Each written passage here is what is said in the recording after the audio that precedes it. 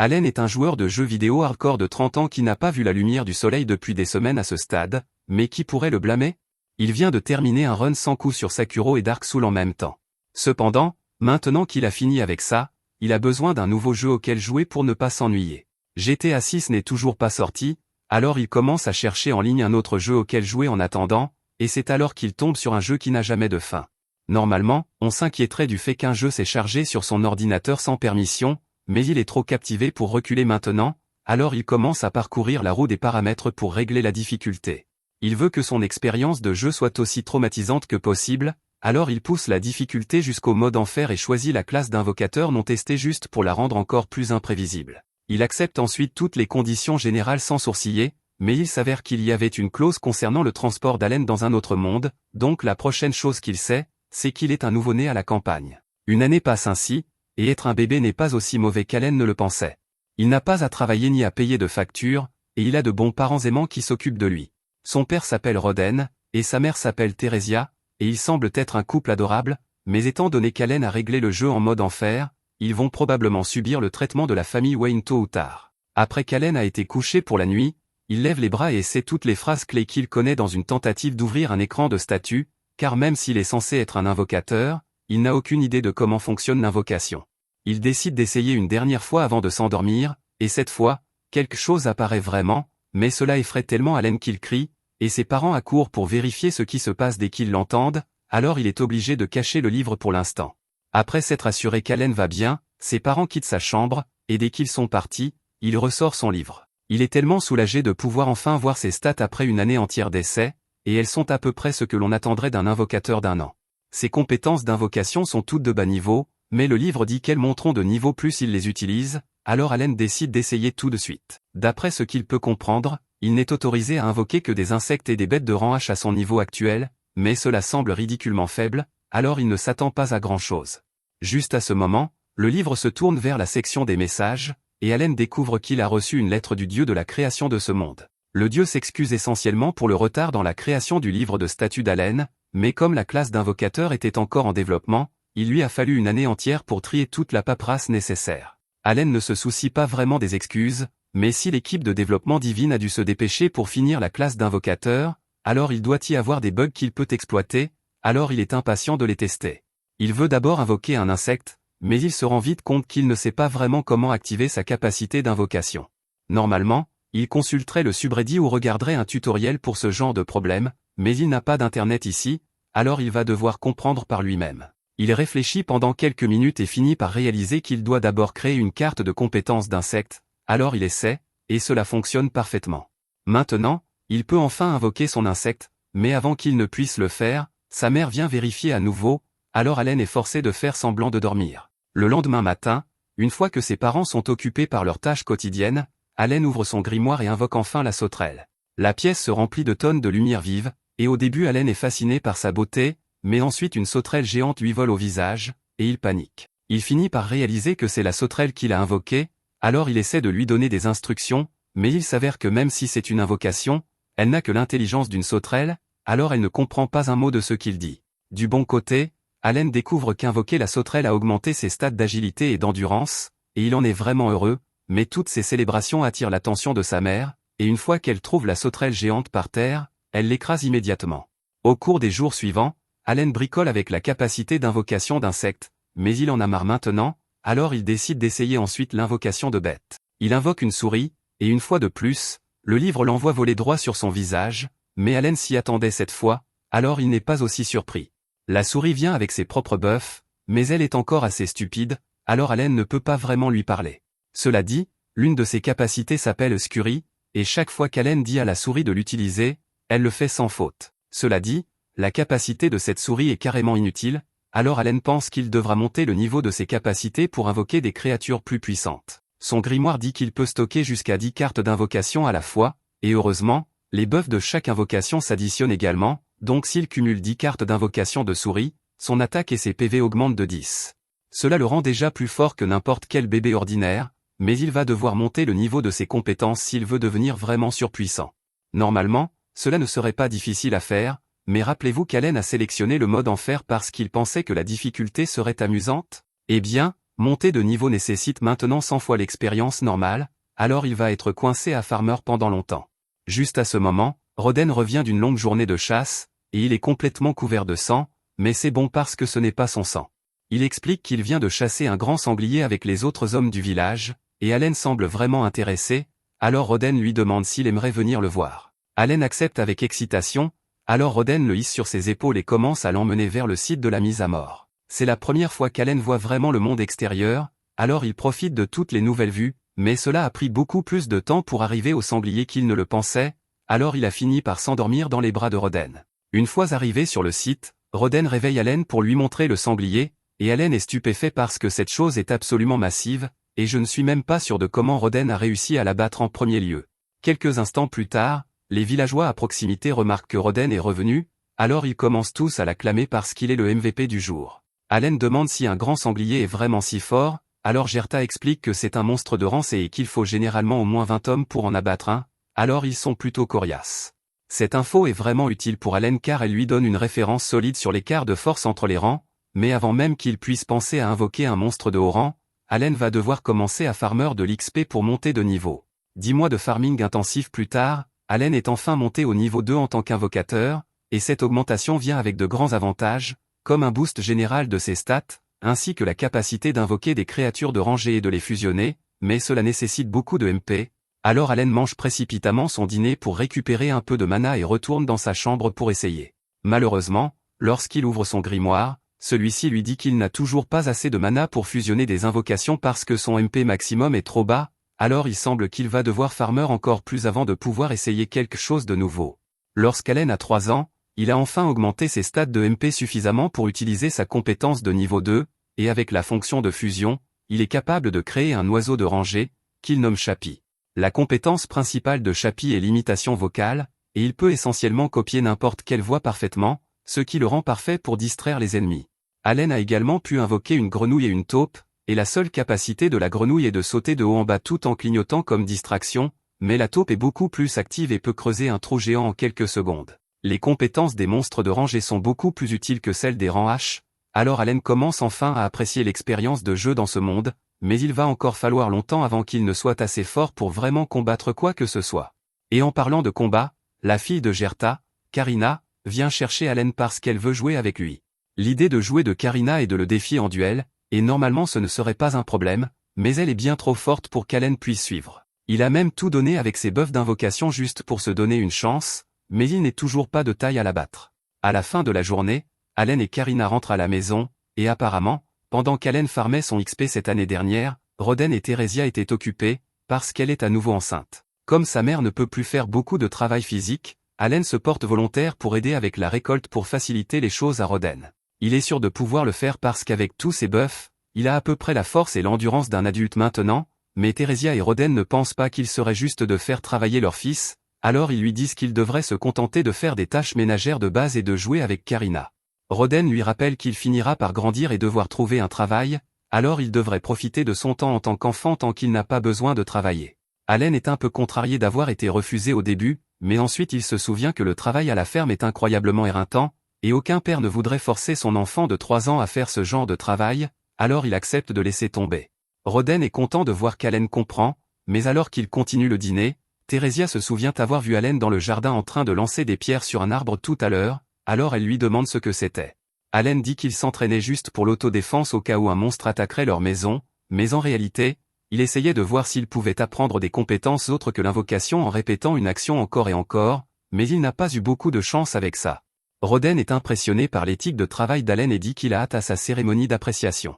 Allen n'a jamais entendu parler de la cérémonie d'appréciation auparavant, alors il demande à Roden ce que c'est, et il est informé que lorsqu'on a 5 ans, on est apprécié pour découvrir quel talent on peut avoir, et si Allen a la chance de recevoir un talent puissant, il pourrait devenir très riche et prospère à l'avenir. L'hiver arrive, et Allen décide d'invoquer une sauterelle dans la neige pour voir combien de temps elle peut survivre, et elle tient toute une journée ici, alors il est assez satisfait.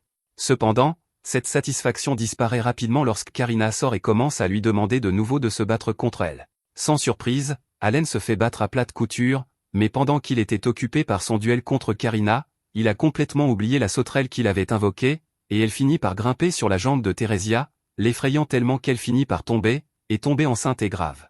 Roden accourt pour vérifier son état, et elle dit qu'elle va bien, mais clairement elle ne l'est pas, parce que cette chute l'a mise en travail, alors le bébé arrive aujourd'hui, qu'il le veuille ou non.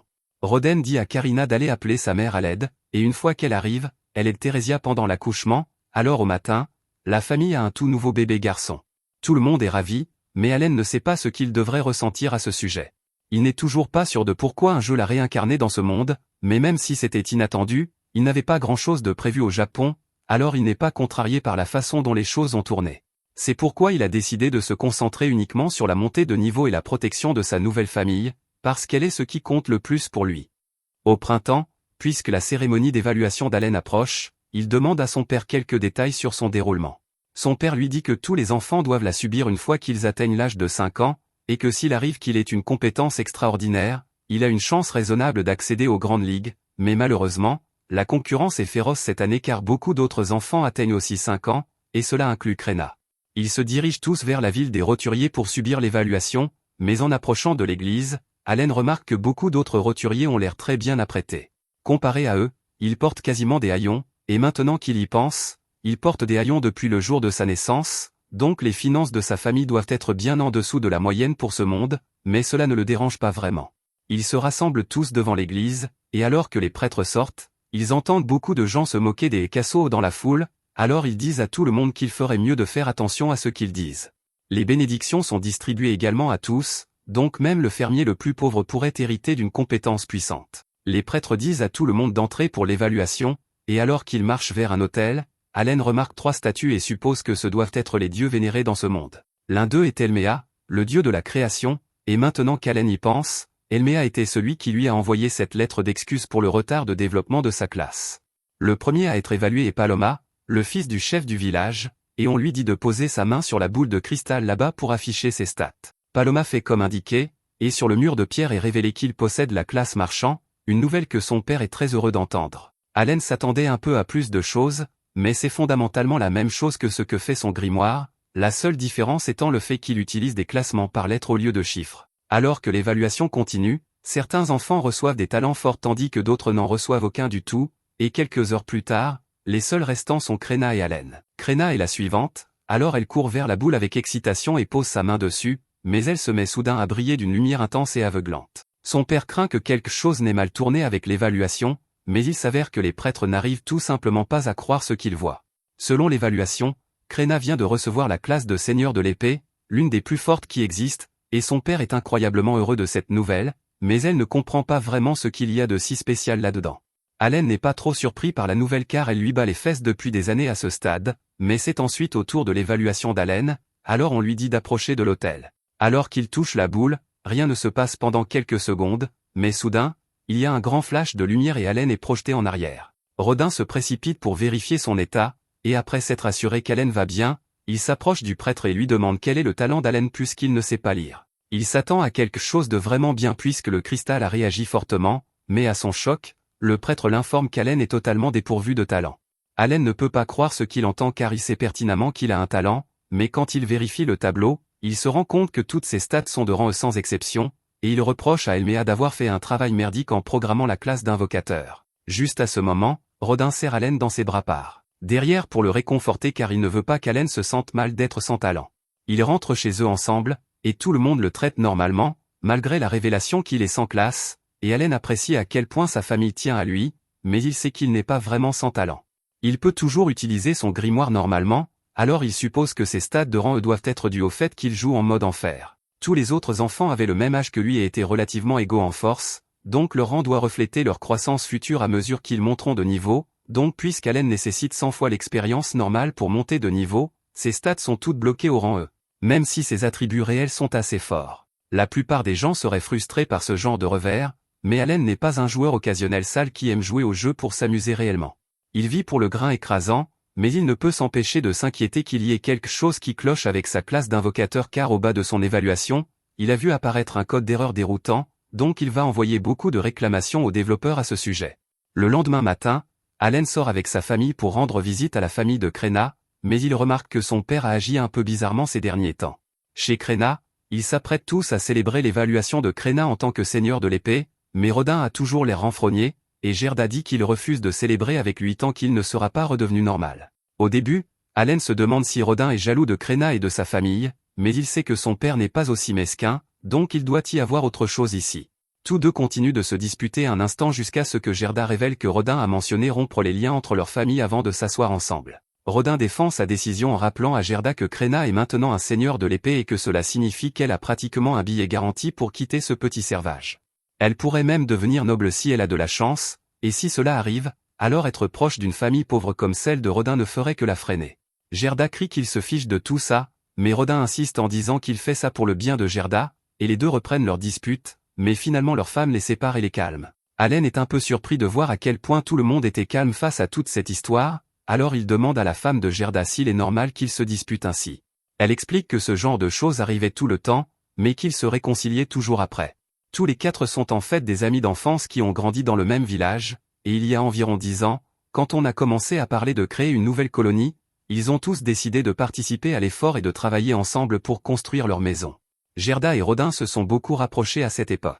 Se rappeler les bons moments leur fait réaliser à quel point leur dispute était stupide. Peu après, la nouvelle arrive que l'ordre des chevaliers s'est intéressé à Crenna et qu'ils viennent la voir. Allen suppose que la nouvelle de Crenna devenant seigneur de l'épée doit se répandre très vite, mais même si c'est bien qu'elle ait gagné une certaine reconnaissance de l'ordre des chevaliers, Gerda est encore un peu inquiet car elle est trop jeune pour devenir chevalier.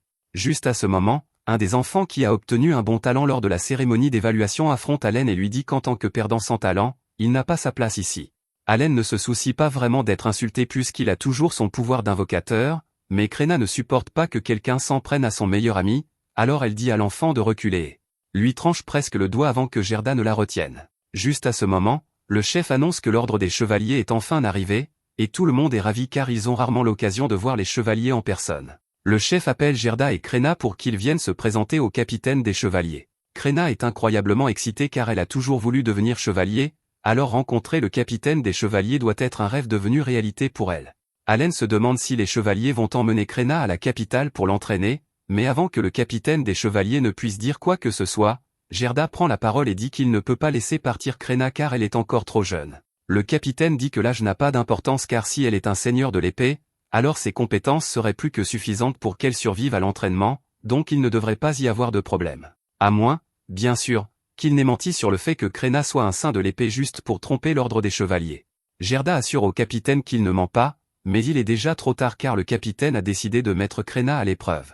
Il ordonne à son vice-capitaine de se préparer à avoir un duel avec cet enfant de 5 ans, et sans hésiter, le vice-capitaine accepte. Gerda essaie de faire reconsidérer sa décision au capitaine des chevaliers car il ne veut pas mettre la vie de Crenna en danger, mais on lui dit que si elle ne se bat pas, cela servira de preuve qu'elle a menti sur sa classe, et elle ainsi que toute sa famille seront exécutés. Les chevaliers sortent alors une épée pour qu'elle l'utilise, et la plupart des enfants seraient terrifiés à ce stade, mais Crenna a tellement soif de combat qu'à la seconde où elle réalise qu'elle va pouvoir utiliser une vraie épée, elle dit qu'elle est prête à accepter le duel. Tout le monde se met en position pour le duel, et Lebrun affronte Crenna. Alors que le match commence, Crenna charge Lebrun de toutes ses forces. Vos yeux ne vous trompent pas, elle brandit une épée qui fait 2 fois sa taille comme si de rien n'était, et elle donne du fil à retordre à Lebrun, mais il la tient encore relativement facilement à distance. Le capitaine des chevaliers semble peu impressionné par les compétences de Crenna jusqu'à présent, mais alors que le combat continue, elle parvient à bloquer l'une des frappes de Lebrun et se prépare à riposter.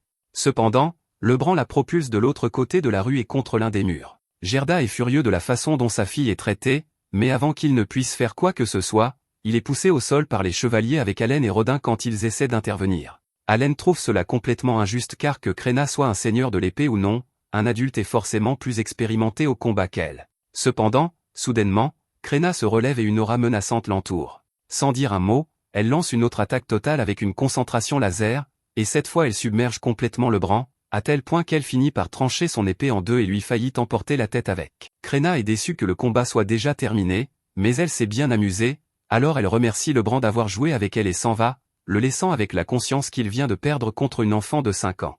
Gerda est soulagée que Crenna ait réussi à survivre et commence à la féliciter pour avoir bien fait, mais ensuite, le capitaine des chevaliers s'approche, et Gerda devient sur la défensive car il ne le veut pas près de sa fille. Le capitaine des chevaliers reconnaît maintenant que Crenna est bien un seigneur de l'épée, et il s'excuse de l'avoir forcé à se battre en duel. Il dit qu'il aimerait discuter de son avenir avec lui, mais Gerda refuse fermement.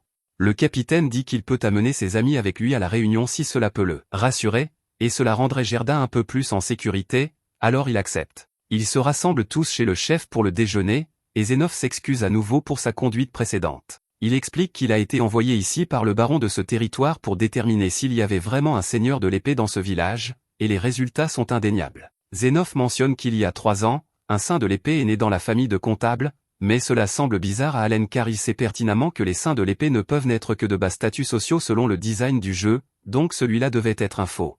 Ce seigneur de l'épée a ensuite servi la famille royale mais n'a pas répondu aux attentes là-bas, et lors d'une réévaluation, il a été découvert qu'il était en fait un simple épéiste prétendant être un seigneur de l'épée. Il a aussi été découvert plus tard que plusieurs nobles exagéraient grandement leurs capacités, donc le royaume a dû établir une politique de tolérance zéro pour les résultats de talents falsifiés.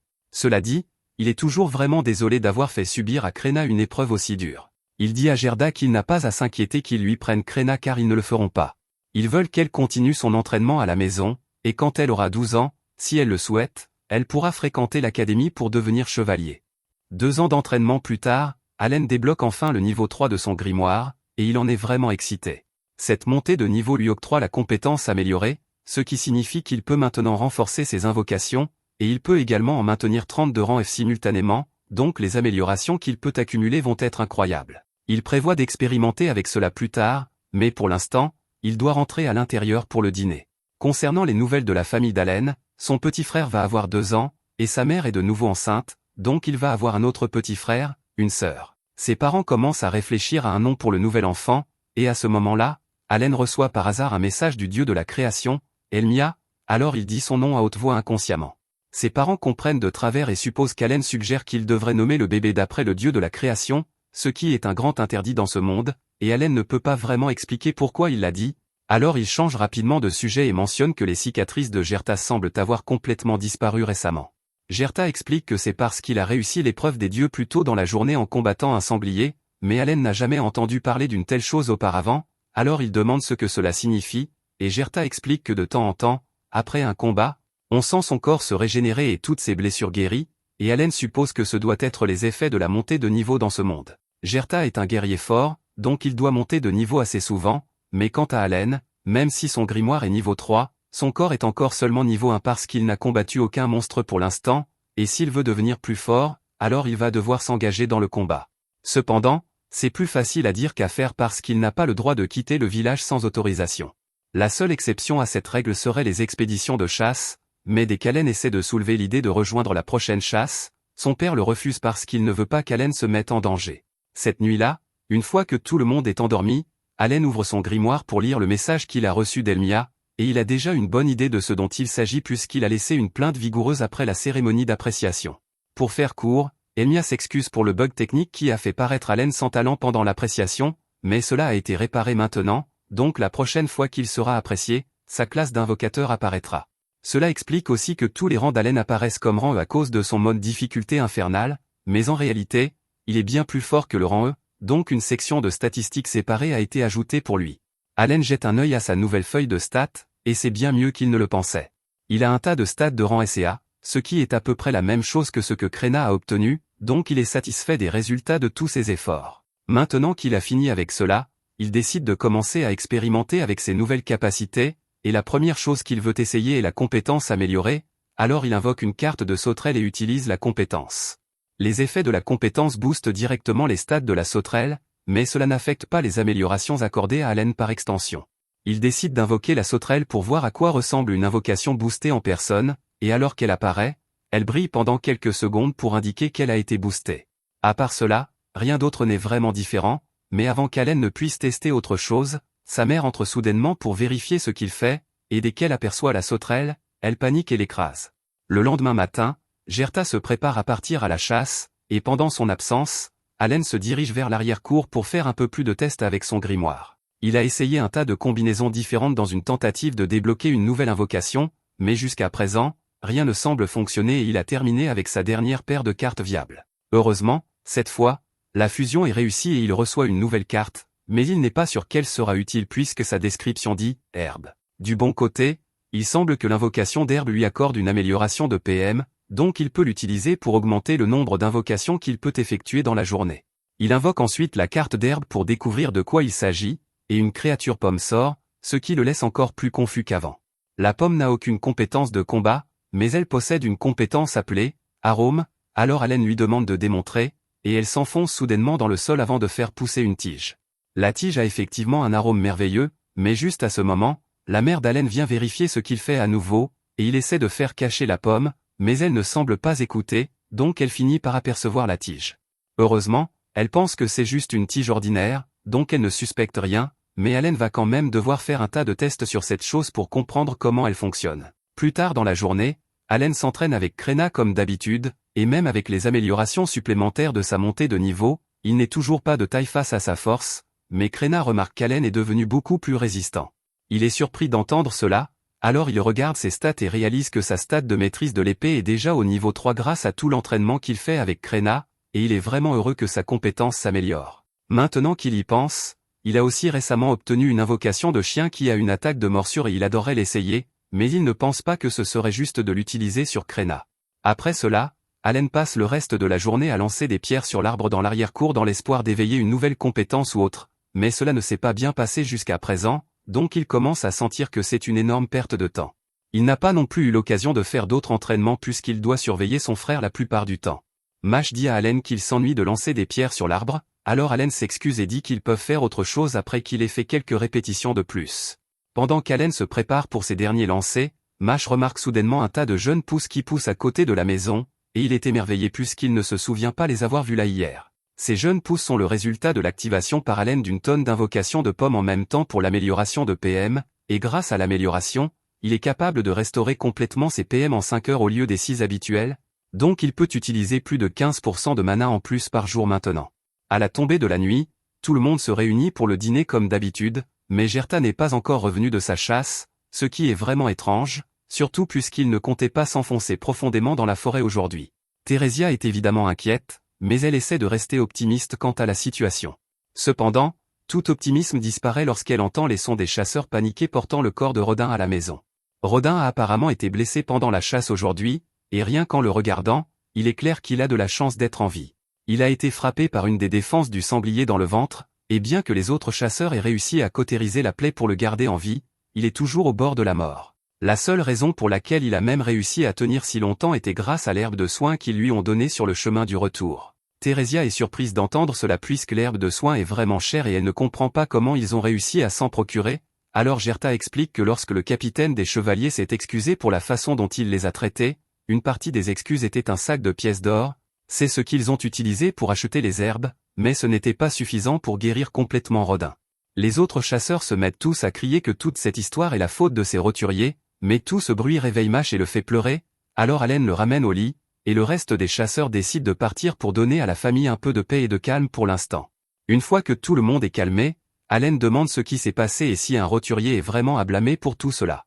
Gerta explique qu'il y a quelques jours, lui et Rodin ont été convoqués par le chef du village et on leur a dit qu'ils devraient permettre aux roturiers de les rejoindre lors de leur prochaine chasse. La viande de sanglier est une marchandise précieuse, et bien que la majeure partie doive aller au baron, le reste est partagé parmi les personnes impliquées dans la chasse. Ils l'échangent parfois contre d'autres biens, mais à part cela, il est difficile d'obtenir de la bonne viande de sanglier à moins de la chasser soi-même. Malgré cela, aucun roturier ne s'est jamais porté volontaire pour faire partie des chasses, et c'est parce que c'est une tâche extrêmement dangereuse. Il y a des morts chaque année et encore plus de blessés, donc la plupart des roturiers évitent généralement de s'impliquer, mais puisque Rodin est récemment devenu célèbre en tant que chasseur légendaire, beaucoup de roturiers ont eu l'impression qu'aussi longtemps que Rodin était présent, ils pouvaient simplement le laisser s'occuper du sanglier tandis qu'il récoltait les bénéfices ensuite, alors ils ont demandé au chef de les inclure dans les chasses. Rodin et Gerta étaient contre l'idée, mais ils ne pouvaient pas refuser un ordre du chef, alors ils ont été forcés de laisser les roturiers rejoindre, et cela s'est passé aussi mal qu'ils le pensaient. Pendant les séances d'entraînement, tous les roturiers ont fait preuve de négligence, et quand le moment de la chasse est enfin venu, au moment où ils se sont réellement retrouvés face à face avec un sanglier, ils ont tous eu peur et ont lâché leurs armes en s'enfuyant. Cela a complètement brisé la formation du groupe de chasse, mais, comme si cela ne suffisait pas, un des roturiers est tombé pendant que le sanglier le poursuivait, alors Rodin est instinctivement intervenu pour le protéger, mais il s'est fait embrocher dans l'estomac en conséquence. Les autres ont finalement réussi à tuer le sanglier, alors Gerta dit qu'il apportera la part de viande destinée à Rodin d'ici demain, mais il n'y a pas grand-chose d'autre qu'il puisse faire pour aider, et Allen se sent comme un raté total parce que jusqu'à présent, il s'était concentré uniquement sur sa propre montée de niveau au lieu d'aider réellement sa famille. Dès le lendemain matin, Rodin reprend connaissance et tout le monde est heureux qu'il soit en vie, mais Allen est encore profondément pensif. Il avait traité ce monde comme un jeu tout ce temps, mais pour les gens qui vivent ici, ce n'est pas un jeu, c'est leur réalité, et ils doivent lutter pour survivre, donc le moins qu'ils puissent faire est d'utiliser son pouvoir pour les aider. Un peu plus tard, Gerta revient avec la part de viande de Rodin comme promis, et il est soulagé de voir que Rodin est réveillé, mais il est encore en très mauvais état, donc il ne pourra probablement plus chasser pour préparer l'hiver. Gerta propose de partager ses réserves avec Rodin et sa famille pour aider, et Rodin l'apprécie, mais soudainement, Allen prend la parole et dit à tout le monde qu'il veut prendre la relève de Rodin. Ils peuvent tous voir qu'il est sérieux à ce sujet, donc il n'y a pas d'objection, et plus tard ce matin-là, il se met au travail en allant chercher de l'eau au puits. Les autres hommes là-bas le mettent en garde de ne pas en faire trop puisqu'autant d'eau serait difficile pour un enfant, mais Allen est facilement capable de la ramener à la maison. Jusqu'à présent, il avait caché les effets de ses améliorations de stats, mais avec tout le monde déjà concentrant leur attention sur Krena puisqu'elle est une future héroïne, cela devrait aller pour lui de se démarquer un peu. Après avoir fini de chercher de l'eau, il se rend dans les champs avec Gerta pour récolter les pommes de terre. Gerta démontre la meilleure méthode pour sortir les pommes de terre du sol, et il suppose qu'Allen va avoir du mal avec cela, mais à sa surprise, Allen est capable de le faire d'une seule main. Il récolte 3 paniers de pommes de terre en un rien de temps, mais après tout ce travail, il réalise que plus de la moitié de celles-ci doivent être données au baron, et c'est vraiment injuste. Il essaie de trouver comment obtenir plus de nourriture pour sa famille, mais soudainement, le chef se présente et il est là pour s'excuser auprès de Rodin. C'était en partie de sa faute si Rodin a fini dans cet état, alors il voulait réparer les choses, et il a aussi amené le gars qui a causé l'accident pour s'excuser également. Le gars n'a pas l'air d'être une mauvaise personne, il était juste trop effrayé pour réfléchir clairement à ce moment-là, et il accepte l'entière responsabilité de la situation. Rodin n'est pas vraiment en colère contre lui, mais il dit au gars d'être plus prudent la prochaine fois, et il promet de ne pas faire la même erreur 2 fois. Plus tard, Allen se rend dans les champs et défriche une large zone parce qu'il a eu une idée. Il invoque un tas de grenouilles et leur fait utiliser leurs compétences de provocation pour attirer des proies potentielles. Cependant, au lieu des quelques canards qui l'attendaient, il finit par attirer un oiseau monstre. Au début, il pense qu'il est préférable de s'enfuir pendant qu'il le peut encore, mais ensuite il réalise que cela aiderait vraiment sa famille Sylvain l'oiseau. De plus, il a un tas d'améliorations de stats, donc il pense qu'il devrait être assez fort pour le gérer et finit par décider d'attaquer. Il court et frappe l'oiseau à travers la tête alors qu'il ne regarde pas, puis il invoque plusieurs chiens pour l'attaquer tous en même temps. Les chiens infligent pas mal de dégâts, mais malheureusement l'oiseau est trop fort pour eux, donc il les élimine un par un.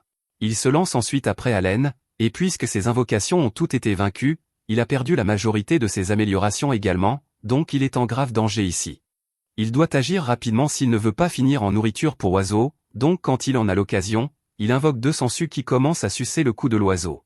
Allen ne les avait jamais vraiment testées auparavant, mais heureusement, comme prévu, elles semblent avoir une capacité de drain d'énergie, donc elles peuvent affaiblir suffisamment l'oiseau pour qu'il ait une chance.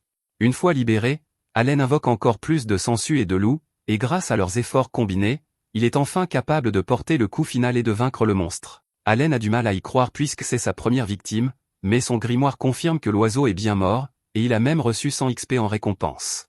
Plus tard dans la journée, Allen rentre chez lui avec l'oiseau, et toute sa famille est sans voix parce qu'ils n'arrivent pas à croire qu'il ait réussi à tuer une chose pareille. Allen leur dit qu'il l'a simplement pris par surprise alors qu'il était distrait, ce qui est globalement vrai, mais il a omis la partie concernant ses invocations.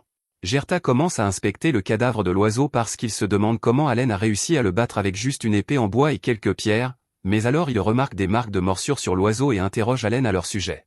Allen invente une excuse et dit qu'il se battait à l'instinct, donc il a dû faire ce qui était nécessaire, et Gerta commence à imaginer Allen mordant l'oiseau pour sauver sa vie.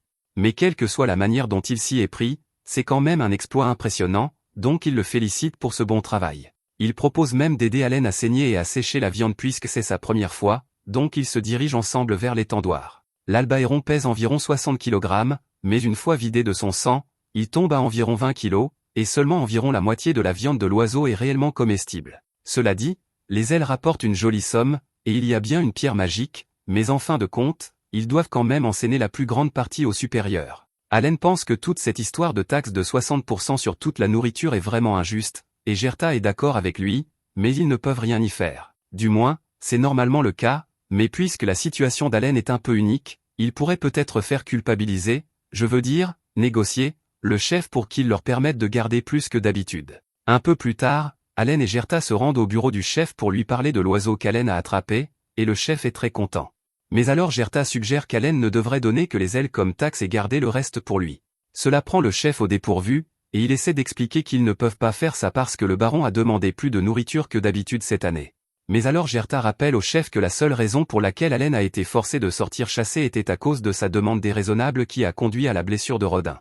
À ce rythme, la famille d'Allen pourrait vraiment mourir de faim puisqu'ils ont à peine assez à manger, et pour vraiment vendre l'histoire, Allen fait comme s'il allait s'évanouir de faim sur place. Le chef se sent vraiment coupable, mais il hésite encore à réduire les taxes d'Allen, donc pour adoucir un peu l'accord, Gerta propose de jeter dans la balance la pierre magique de l'oiseau. Le chef finit par accepter le marché, et Allen et Gerta sont très heureux de l'entendre, mais ils n'ont pas encore terminé parce qu'Allen demande si cela signifie qu'il peut garder toute la viande à part les ailes pour tous les futurs oiseaux qu'il attrapera. Le chef hésite à nouveau à accepter, mais Gerta lui rappelle qu'il est assez rare qu'un enfant attrape un albaïron tout seul, donc quelles sont les chances que cela se reproduise? Le chef finit par accepter de laisser Allen garder la majeure partie de la viande de toutes ses futures prises en partant du principe qu'il ne pourra pas attraper un autre oiseau de sitôt, mais il avait tort. Plus tard, Allen retourne dans les champs, et cette fois il parvient à attirer 2 albaïrons à la fois. Maintenant, il a parfaitement maîtrisé la stratégie, donc il envoie d'abord les sangsues pour affaiblir les oiseaux, et après cela, il lance quelques pierres sur leur tête pour les désorienter. Ensuite, il ordonne à ses loups d'attaquer avec toute leur force, et après qu'ils ont entamé la santé de l'oiseau, il leur frappe la tête avec son épée pour les achever. Allen part à la chasse tous les 3 jours depuis un moment maintenant, mais c'est la première fois qu'il réussit sans perdre une seule de ses invocations, donc il est vraiment content de lui. Et pour couronner le tout, il a enfin gagné assez d'XP pour passer au niveau 2. Il ouvre avec excitation son écran de statut pour voir à quel point ses stats ont augmenté, et il semble qu'il ait obtenu une augmentation de 60% de ses stats, ce qui est un peu moins que ce qu'il attendait, mais c'est quand même une énorme augmentation, donc il est heureux malgré tout. Il lui a fallu 6 ans pour monter d'un niveau, mais maintenant que c'est enfin arrivé, il pense qu'il est temps qu'il informe sa famille de la vérité sur lui. Un peu plus tard, il rentre chez lui avec les 2 oiseaux, et son père est étonné qu'il ait réussi à en attraper 2 à la fois, mais il remarque aussi qu'il y a quelque chose de différent chez Allen aujourd'hui. Cependant, Allen a encore beaucoup d'autres choses à faire, y compris sa séance d'entraînement avec Krena, donc il part avant que Rodin n'ait la chance de dire grand-chose. Après la prise d'aujourd'hui, Allen a officiellement capturé 10 oiseaux au total, donc sa famille devrait pouvoir utiliser cela pour passer l'hiver. Il aimerait continuer à chasser des oiseaux pour voir s'il peut atteindre le niveau 3, mais il doute de pouvoir en trouver autant à temps. Grâce à l'augmentation de ses stats, Allen peut maintenant suivre Krena beaucoup plus facilement, mais il a été distrait par ses pensées pendant un moment, et c'était suffisant pour qu'elle se faufile par derrière et lui tape sur la tête. Plus tard dans la nuit, Allen convoque une réunion avec sa famille, et une fois qu'ils sont tous présents, il les informe qu'il n'est en fait pas sans talent. Il ne peut pas révéler les détails exacts, mais il explique essentiellement que quand il était bébé, il a reçu un oracle du dieu Elmia, et cela signifie qu'il est plus intelligent et plus fort que la moyenne, mais qu'il va aussi devoir travailler 100 fois plus que la normale pour devenir plus fort. Ses parents le croient, mais ils sont dévastés parce que cela ressemble beaucoup à une malédiction sur Allen, et ils n'ont pas tort, mais c'était en fait auto-infligé quand il a choisi de jouer en mode enfer. Allen leur dit aussi que la seule raison pour laquelle il a été évalué comme sans talent était que son talent était trop nouveau pour être reconnu. Ses parents sont étonnés d'entendre cela et demandent si cela signifie qu'Allen a vraiment un talent, mais il leur dit qu'il ne sait pas encore ce que c'est. Il a d'abord pensé à révéler le fait qu'il est un invocateur, mais il a finalement décidé de ne pas le faire parce qu'il ne sait pas comment les gens réagiront une fois qu'ils découvriront qu'il peut invoquer et contrôler des créatures vivantes. Même s'ils ne savent pas quel est le talent d'Allen, ils sont soulagés d'apprendre qu'il a du talent parce que maintenant cela explique pourquoi il a passé autant de temps à lancer des pierres sur des arbres et à chasser des monstres, mais ils auraient aimé qu'il leur en parle plus tôt. Rodin demande à Allen ce qu'il prévoit de faire à partir de maintenant, et Allen dit qu'il va continuer à faire de son mieux pour devenir plus fort, donc son père lui rappelle qu'il devrait se sentir libre de demander de l'aide s'il en a besoin. Mais en attendant, il ne devrait probablement en parler à personne d'autre parce que ce serait vraiment grave s'il était pris pour un faux prophète, même s'il est probablement acceptable d'en parler à Gerta puisqu'il n'est pas un rapporteur, et Rodin a vraiment envie de se vanter auprès de lui à quel point Allen est incroyable. Le lendemain, la première neige d'hiver tombe, donc il est temps pour Allen de commencer à troquer avec la viande d'oiseau qu'il a stockée, et Gerta l'accompagne pour lui montrer les ficelles du métier. Gerta prévoit d'échanger une partie de la viande de sanglier qu'il a stockée avant l'hiver. Heureusement, il n'y a pas eu d'autres accidents depuis. Tant qu'il n'y a pas de roturier pour tout gâcher, les chasses se déroulent généralement assez bien, mais entendre cela fait réfléchir Allen, et il se demande quelle est la différence entre des cerfs comme lui et Gerta et les roturiers. Gerta explique que les roturiers ont un statut social plus élevé que les cerfs, et les taxes qu'ils paient sont aussi un peu différentes. Alors que les cerfs doivent payer 60% de toute la nourriture qu'ils produisent comme taxes, Les roturiers ne doivent payer qu'une taxe par tête, ce qui signifie qu'ils paient une pièce d'or par personne chaque année. Allen demande s'il est possible pour un serf de devenir un roturier, et Gerta explique que c'est en effet possible, mais qu'il faudrait payer un tribut de 10 pièces d'or pour le faire. Allen fait un calcul rapide, et puisque sa mère attend un autre bébé, il aurait besoin de payer 50 pièces d'or pour qu'ils deviennent tous des roturiers, ce qui est beaucoup d'argent, mais il va y arriver tôt ou tard. Allen passe le reste de la journée à suivre Gerta pour apprendre combien vaut sa viande d'oiseau dans le système de troc, et au deuxième jour, il en a une compréhension suffisamment décente pour faire le voyage par lui-même. Un sac de sel lui coûte environ 5 morceaux de jerky, et ce même sac de sel vaudrait 5 pièces d'argent, donc un morceau de viande vaut une pièce d'argent. Avec le système de monnaie, une pièce d'or vaut environ 100 pièces d'argent, donc si Allen veut économiser 50 pièces d'or pour sa famille, alors il va devoir chasser l'équivalent de 500 morceaux de viande d'Albaïron. Cela semble beaucoup, mais Allen est sûr de pouvoir le faire en quelques années. Pour son prochain arrêt, Allen se rend à la boutique de potions locale et demande s'ils ont des potions de récupération de MP. Le vendeur dit à Allen qu'il ne vend rien d'aussi fantaisiste, donc Allen demande s'il a plutôt des herbes de soin en stock. Entendre Allen mentionner l'herbe de soin touche une corde sensible chez le vendeur parce qu'il a fait une mauvaise affaire la dernière fois qu'il en a vendu une. Il se souvient qu'un type nommé Gerta est venu ici supplier d'acheter de l'herbe de soin pour sauver son copain. Cela coûte généralement 5 pièces d'or, mais Gerta n'en avait que 3 à l'époque, donc il a supplié le vendeur de lui faire une réduction et a promis de rembourser plus tard. Gerta semblait tellement désespéré que le vendeur a décidé de l'aider, et à son crédit, il est bien revenu payer le solde plus tard, mais le vendeur était vraiment inquiet à l'époque d'avoir été arnaqué. Allen sait que son père n'aurait pas survécu si le vendeur n'avait pas accepté de faire une réduction à Gerta ce jour-là, donc il le remercie pour sa gentillesse et lui offre un morceau de viande d'oiseau en cadeau. Plus tard, Allen marche dans les rues quand il repère une boutique d'armes, et il est surpris qu'une seule arme puisse coûter jusqu'à 50 pièces d'or à elle seule. Mais pendant qu'il s'occupe de ses affaires, tout à coup, Dogora sort de nulle part et cherche à se battre avec lui. Il essaie d'asseoir sa domination et de convaincre Allen de devenir son serviteur, mais Allen ne va pas laisser passer ce genre de manque de respect, donc il pose ses bagages et sort son épée en bois avant de la pointeur vers Dogora. Maintenant, il pourrait botter le cul de Dogora tout de suite et en finir, mais il veut que cette raclée soit juste, donc il dit à Dogora d'aller chercher une arme. Dogora accepte le défi et part en courant chercher sa massue, et il pense avoir l'avantage, mais Allen est beaucoup plus habile en combat grâce à son entraînement avec Krena, donc il nettoie le plancher avec Dogora sans difficulté. Pour faire court, au printemps, Dogora commence à venir chez Allen pour qu'Allen puisse l'entraîner, mais il est encore loin de pouvoir rivaliser. Mash a aussi commencé à s'entraîner avec Krena, mais elle y va beaucoup plus doucement avec lui qu'avec Allen puisqu'il est encore nouveau dans le combat. Pendant qu'Allen regarde les deux, Dogora essaie de l'attaquer par surprise, mais les réflexes d'Allen sont trop rapides pour ça, donc il finit par tomber et se blesser au genou dans le processus. Cette nuit-là, Rodin et Gerta reviennent, et ils ont de mauvaises nouvelles parce qu'ils viennent juste d'avoir une réunion avec le chef du village, et il dit que le baron veut qu'il livre 15 sangliers au lieu des 10 habituels cette année. Il exige aussi qu'ils permettent aux roturiers de chasser avec eux à nouveau cette année, mais après ce qui s'est passé la dernière fois, Rodin et Gerta y étaient totalement opposés. Même ainsi, ils ne peuvent pas aller à l'encontre d'un ordre direct du baron, donc ils n'ont d'autre choix que de laisser faire et d'espérer le meilleur. C'est alors qu'Allen prend la parole et dit à tout le monde qu'il a un plan. La raison pour laquelle la participation des roturiers à la chasse est un problème est qu'ils sont pratiquement inutiles, mais il a d'innombrables heures d'expérience dans tous les MMO imaginables, et il est confiant qu'il peut rendre même le nouveau le plus désespéré utile à l'équipe, donc il demande à être chargé de l'entraînement des roturiers avant les chasses. Quand le moment de la prochaine chasse arrive enfin, Rodin emmène Allen rencontrer les autres chasseurs et leur dit qu'il aimerait utiliser une des stratégies de chasse d'Allen aujourd'hui, mais il précise bien qu'Allen n'est là que pour observer aujourd'hui, donc il ne combattra pas. Allen avait déjà accepté cet arrangement, mais il est un peu déçu que son père ne le laisse pas se battre puisqu'il avait hâte de monter de niveau. Cependant, Rodin n'a pas cédé, donc il ferait mieux de prendre ce qu'il peut avoir. Le plus important pour cette expédition est qu'il forme suffisamment les nouveaux pour qu'ils puissent se débrouiller seuls, car il ne voudrait pas que ce qui s'est passé la dernière fois se reproduise. En parlant de la dernière fois, le gars responsable de la blessure de Rodin vient s'excuser à nouveau, et il dit à Rodin que si quelque chose de mal arrive aujourd'hui, il n'a pas besoin de se mettre en danger pour le protéger. Rodin dit au gamin que tout ce qu'il a à faire, c'est de se concentrer sur son rôle, et s'il peut faire ça, alors avec un peu de chance rien ne tournera mal. Sur ce, l'équipe de chasse s'enfonce dans la forêt à la recherche de sa proie. Techniquement, c'est la première fois qu'Allen est autorisé à quitter les murs du village pour entrer dans la forêt, donc il est très excité.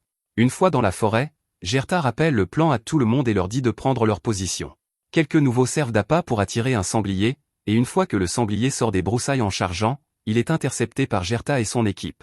Après avoir réussi à arrêter le sanglier, Rodin et les autres arrivent en courant sur les côtés et le poignardent encore et encore. C'est la stratégie que Rodin et les autres ont utilisée avec succès pour chasser depuis 10 ans, mais elle ne fonctionne pas très bien avec des nouveaux sans colonne vertébrale, c'est pourquoi Allen a suggéré un petit changement, tandis que les autres feront toujours la majeure partie du travail pour abattre le sanglier. Les nouveaux se tiendront sur le côté pour ne pas gêner, et au bon moment, Allen leur dit d'aller poignarder le sanglier avec les autres. Comme fonctionne l'expérience dans ce monde, ils ont juste besoin d'infliger un peu de dégâts au sanglier pour recevoir des XP, donc ça devrait les aider à monter de niveau. Les garçons font comme Allen l'a indiqué, et effectivement, alors que le sanglier est vaincu, ils sentent une soudaine vague de puissance parcourir leur corps, ce qui signifie qu'ils doivent avoir passé l'épreuve des dieux, ou en d'autres termes, qu'ils viennent de monter de niveau. Allen est vraiment content que son plan ait fonctionné comme prévu, mais malheureusement, il n'a pas pu profiter de ses XP gratuits puisqu'il n'a pas porté de coup au sanglier. Le lendemain, Allen est près du puits avec quelques-uns des gars plus âgés quand il entend que l'un d'eux s'est concentré sur la découpe de viande au lieu de chasser puisque sa femme est enceinte et qu'il veut jouer la sécurité. Comme c'est le cas, Allen lui demande une petite faveur. Il conduit l'homme jusqu'à sa maison et lui montre le lot d'Albaran qu'il a récemment capturé. L'homme est étonné qu'un si petit garçon ait pu attraper autant d'oiseaux, mais Allen explique qu'il a un petit problème, il ne peut pas gérer la découpe de tous ces oiseaux tout seul, donc il espérait que l'homme l'aiderait un peu. En échange, Allen est prêt à lui donner 2 paquets de viande par oiseau découpé. L'homme est plus que disposé à aider puisque c'est une très bonne affaire pour lui, mais il demande à Allen s'il est vraiment d'accord pour donner autant de viande en paiement.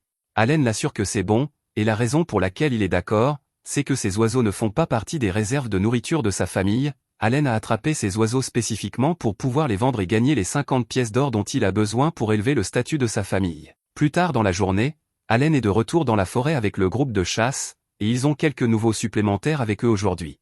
Le plan est d'élargir progressivement le groupe jusqu'à ce qu'ils aient assez de personnes pour faire 2 groupes et chasser 2 fois plus de sangliers comme le baron le voulait, mais Allen est encore un peu curieux de savoir pourquoi le baron s'intéresse tant à augmenter la quantité de sangliers capturés, puisqu'il n'y a pas de pénurie de nourriture ou quoi que ce soit. C'est alors qu'un sanglier charge hors de la forêt, donc tous les chasseurs se préparent. Comme la dernière fois, après que le sanglier a été maîtrisé, les nouveaux sont appelés à se joindre au coup de grâce. Comme la dernière fois, les nouveaux montent tous de niveau grâce à l'expérience gratuite gagnée, mais grâce à un raisonnement rapide d'Allen, il a aussi réussi à récolter les bénéfices de la mise à mort. Tout ce qu'il a dû faire, c'est envoyer un de ses sauterelles et la laisser se faire écraser par le sanglier pour techniquement faire de lui un participant de la bataille, et ça a fonctionné comme il l'espérait puisqu'il a réussi à atteindre le niveau 3, mais il se sent un peu coupable d'avoir sacrifié une de ses invocations comme ça. 3 mois plus tard, Allen et les autres sont invités à aller au manoir du chef pour célébrer le début d'une nouvelle année, et maintenant que la fête est terminée, lui et Krina rentrent chez eux à pied. Krina est très heureuse puisqu'ils ont eu beaucoup de bonbons gratuits, mais Allen suppose que c'était juste une récompense pour avoir atteint le quota de 15 sangliers. Ils finissent par rentrer chez eux et retrouvent leur famille alors qu'elle s'apprête à organiser leur propre célébration du Nouvel An. Alors qu'ils commencent à manger, Rodin se met à vanter Allen pour son idée géniale d'intégrer en toute sécurité les nouveaux dans les groupes de chasse, et grâce à ça, il ne devrait avoir aucun mal à atteindre le quota de 20 sangliers l'année prochaine. Alors qu'il continue de parler, Gerta remarque par hasard une bouteille derrière Allen, alors il demande ce que c'est. Allen explique qu'il a reçu une bouteille d'alcool du chef en cadeau plus tôt. Gerta et Rodin sont très excités en entendant ça parce qu'ils avaient hâte de boire, mais Allen leur rappelle que l'alcool lui a été personnellement donné, donc ils ne peuvent pas l'avoir à moins qu'ils ne le permettent. Cela fait partie de son plan pour qu'ils le laissent combattre pendant les chasses, donc il dit qu'il ne les laissera l'avoir que s'ils peuvent le battre dans un jeu. Rodin et Gerta ont vraiment très envie de cet alcool, donc ils acceptent les conditions d'Allen et demandent à quel jeu il veut jouer, à quoi Allen répond qu'il veut faire un bras de fer. Gerta et Rodin sont d'accord avec ça, mais avant que le jeu ne commence, Allen leur demande ce qu'ils vont lui donner s'il gagne, parce qu'il a besoin d'une sorte de récompense pour son effort. Rodin sent qu'Allen a déjà quelque chose en tête, donc il lui demande de leur dire ce que c'est. C'est alors qu'Allen explique qu'il veut juste qu'il le laisse combattre dans les futures chasses. Rodin n'aime pas l'idée, mais il ne voit pas de mal à jouer le jeu puisqu'il est sûr de gagner de toute façon, donc lui et Gerta se préparent à faire un bras de fer avec Allen. Le premier est Gerta, et il semble assez confiant de ne pas perdre un concours de force contre un enfant de 7 ans. Malheureusement pour lui, Allen a stocké toutes les améliorations de force disponibles avec ses invocations, donc alors que le match commence, Allen égalise la force de Gerta et finit par réussir à le dominer. Gerta n'arrive pas à croire qu'il a perdu, mais Rodin s'y attendait un peu compte tenu de toutes les choses incroyables qu'Allen a faites récemment. Malgré tout, il est confiant qu'Allen ne pourra pas le battre comme il l'a fait avec Gerta, donc après une courte pause, Rodin croise le bras avec Allen. Comme avec Gerta, Allen égalise la force de Rodin au début, mais cette fois, Allen finit par se faire dominer et perdre. Il suppose que Gerta doit avoir une force quelque part autour du rang D, ce qui signifie que celle de Rodin doit être autour du rang C, donc c'est logique qu'il n'ait pas pu gagner. Comme promis, il remet l'alcool, mais il jure qu'il deviendra assez fort pour battre Rodin un jour. Plus tard cette année-là, Allen parvient enfin à monter de nouveau ses compétences d'invocation, et maintenant il a accès à un tas d'invocations de rang E. Il va encore devoir faire quelques expériences pour déterminer quel genre d'invocation il a maintenant, mais il a plus qu'assez de PM à dépenser pour quelques tests. Le niveau des améliorations fournies par les invocations de rang E est forcément plus fort que celui des invocations de rang F, donc Allen est certain qu'il serait capable de battre Rodin au bras de fer maintenant. Mais avant qu'il ne puisse partir défier son père, il remarque une fonctionnalité supplémentaire dans son grimoire, et il est écrit « Stockage ». Allen appuie sur l'icône, et son grimoire s'ouvre sur une page avec un carré noir dessus, donc il suppose que cela doit être la compétence de stockage en question.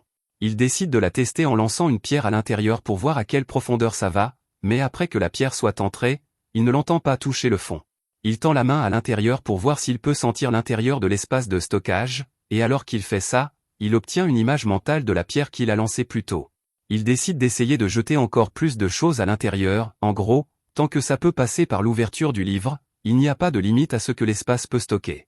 Mais cela semble un peu trop cassé pour être une compétence aléatoire qu'il a débloquée, donc il a beaucoup de questions. Après tout, quelque chose comme un stockage infini est une compétence de premier ordre, donc il doute vraiment que les développeurs la distribueraient sans raison. La plupart du temps, chaque fois que vous recevez un objet ou une compétence qui semble utile, c'est généralement parce que vous allez devoir l'utiliser dans un futur proche, donc Allen doit déterminer à quoi c'est censé servir. Cela dit, il veut aussi essayer ces nouvelles invocations de rang E, donc il essaie d'en appeler une, mais rien ne se passe. Allen est surpris que ça n'ait pas fonctionné puisqu'il est sûr d'avoir assez de PM pour l'invocation, mais c'est alors que le système l'informe qu'il aura besoin de pierres magiques de rang E pour invoquer un monstre de rang E.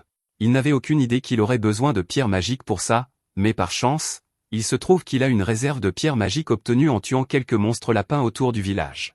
Donc après les avoir récupérés, il sort et essaie d'invoquer à nouveau l'insecte de rang E, mais ça ne fonctionne toujours pas. C'est alors qu'il se souvient de l'espace de stockage et décide d'essayer d'y jeter les pierres magiques pour activer l'invocation, et cela semble faire l'affaire. Allen est capable d'invoquer un beau papillon, même s'il est beaucoup plus grand qu'il ne le pensait. Juste à ce moment, la mère d'Allen vient vérifier ce qu'il fait, et considérant à quel point elle est facilement dégoûtée par les insectes, Allen ne veut pas risquer de découvrir ce qui se passera si elle repère un papillon géant, donc il le cache derrière son dos tout en inventant une excuse pour qu'elle ne devienne pas suspicieuse. Il décide ensuite de sortir dans les champs pour essayer sa prochaine invocation, et c'est une bonne chose qu'il l'ait fait parce que l'invocation s'est avérée être un tigre à dents de sabre, et il est vraiment effrayant en vrai. Il essaie ensuite de fusionner le papillon et le tigre pour voir ce qu'il va obtenir, mais rien ne se passe vraiment. Il essaie de jeter quelques pierres magiques de plus dans le stockage, et cela semble faire l'affaire, mais il va avoir besoin de beaucoup plus de pierres magiques s'il veut essayer plus d'invocations. Plus tard dans la nuit, pendant le dîner, il demande à son père s'il y a encore des monstres lapins dans le village, mais Rodin lui dit que tous les lapins sont partis, ils ont creusé un fossé autour du village il y a quelques années pour se débarrasser de la plupart d'entre eux puisqu'ils sont assez dangereux à avoir près des enfants. Mais si tous les lapins sont vraiment partis, alors Allen va devoir trouver un autre moyen de collecter des pierres magiques. Le lendemain pendant l'entraînement, il décide de demander à Paloma à propos des pierres magiques, et on l'informe qu'elles sont surtout utilisées pour alimenter les objets magiques, mais celles de rang E sont considérées comme pratiquement inutiles, donc il est assez courant de les trouver simplement éparpillées sur le sol. Allen n'avait même pas envisagé la possibilité qu'il puisse trouver les pierres magiques sur le sol, mais maintenant qu'il le sait, il a beaucoup de fouilles à faire. Un peu plus tard, Allen a réussi à rassembler assez de pierres magiques pour débloquer toutes ces nouvelles invocations, et il peut déjà imaginer à quel point il deviendra puissant s'il continue à progresser, parce que sa capacité d'invocation lui permet de remplir tous les rôles d'un groupe moyen tout seul, donc avec d'innombrables bêtes à sa disposition, il sera imbattable. Un peu plus tard, le chef invite Rodin, Gerta et Allen à dîner et leur apprend que le baron a apparemment l'intention de rendre visite au village le mois prochain. Il dit qu'il veut observer la chasse aux sangliers, ce qui contrarie beaucoup Gerta car le baron leur a déjà causé assez de stress avec ses augmentations de quotas de sangliers.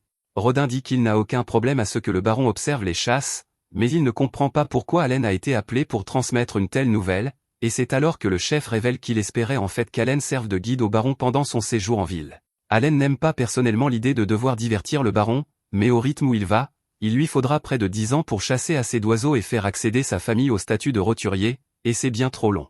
Cependant, s'il parvient à impressionner suffisamment le baron, il pourrait obtenir une promotion de sa part, alors il décide de le faire. Un mois plus tard, le baron Granville arrive au village avec sa fille, Cécile, et le capitaine chevalier Zénophe, et ils sont ramenés chez le chef pour le déjeuner. Tout d'abord, Granville s'excuse d'avoir fait une demande aussi déraisonnable avec la viande de sanglier l'année dernière, mais il ne pouvait tout simplement pas refuser un ordre direct du roi. Le chef est choqué d'apprendre que l'augmentation du quota de sanglier vient du roi lui-même, mais Granville précise que le véritable coupable derrière tout cela était le vicomte Carnal parce qu'il a délibérément attiré l'attention sur la viande de sanglier devant le roi pour le pousser à donner cet ordre. Un peu plus tard, le plat est servi, et Granville et Cécile sont tous deux émerveillés par la saveur de la viande. Granville demande au chef comment s'appelle le plat, mais le chef ne sait pas quoi répondre, alors Haleine intervient et explique que la viande provient d'un oiseau qu'il a chassé et préparé hier, spécifiquement pour que le baron ait les ingrédients les plus frais pour son repas.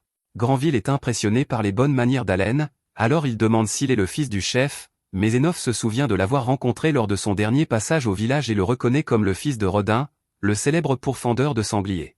Le baron est impressionné par les manières d'Haleine et lui demande si, par hasard, il vient d'une famille d'anciens chevaliers, mais le chef explique qu'Haleine et sa famille ne sont que des serfs. Dès que Cécile entend cela, elle s'indigne que le chef ait laissé un sale serf mettre les pieds dans la salle des invités, mais son père la gronde et lui dit que les serfs sont des membres à part entière du fief, et qu'elle ne peut pas les traiter comme des moins que rien. Cécile s'excuse pour ce qu'elle a dit, mais maintenant elle en veut à Haleine pour une raison quelconque, et il peut déjà dire qu'elle va lui compliquer la vie plus tard. Heureusement, contrairement à sa fille, le baron semble être une personne raisonnable, alors quand Haleine explique qu'il va être chargé de leur faire visiter les lieux lors de la chasse de demain, il le remercie d'avoir accepté de jouer ce rôle et dit qu'il s'en réjouit.